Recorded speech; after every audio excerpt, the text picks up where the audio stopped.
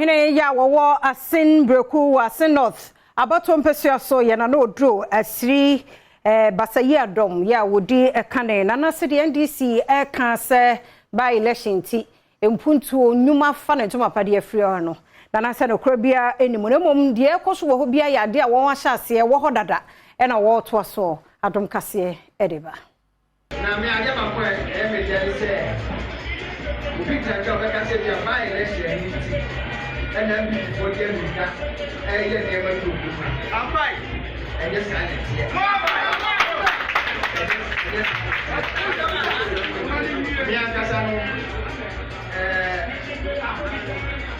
NDC, obey your dancing.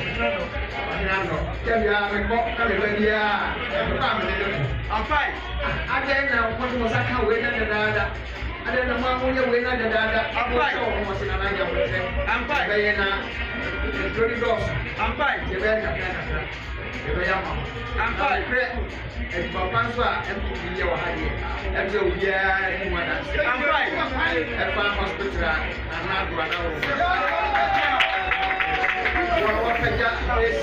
I'm fine. I'm fine.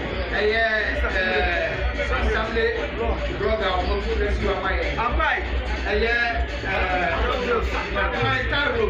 Carlos, yes, by-election and no more. I'm fine. Then we say, oh, my, you got your slave.